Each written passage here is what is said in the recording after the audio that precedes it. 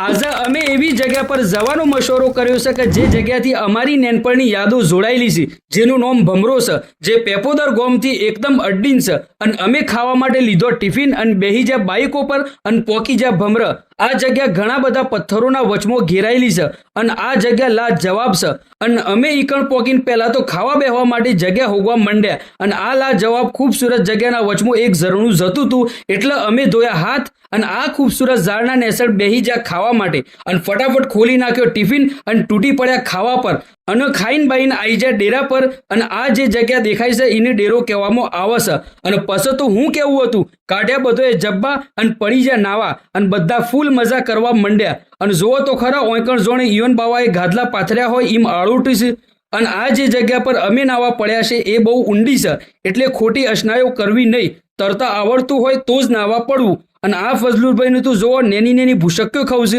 અને અમે આટલા બહુ મજા કરી અને અચાનક વરસાદ અંધારીને આવી ગયો અને પછી અમે તો લીધા અમારા જબ્બા અને નાટા ઊભા હેતર બાઈકો લેવા અને લીધી બાઈકો. પણ અમારા આ જે જુલ્ફેકારભાઈ છે ઈવન એટલી ઉતાવળ હતી કે બિચારા આ ભાઈને જબ્બોએ ના પહેરવા દીધો અને નાઠા બાઈક લઈને. અને હા, આવી કોઈ સારી જગ્યા હોય તો તમે કમેન્ટ જરૂર કરજો અને અમે બધા નીકળી પડ્યા ઘેર જવા માટે. પણ તમે શું ઉપડ્યા, પહેલા વિડીયો ઠોકો લાઈક શેર કરો અને બધા વિડીયો તો જોવો છો પણ ફોલો કરતા નહીં ભાઈ, ફોલો તો કરજો જ.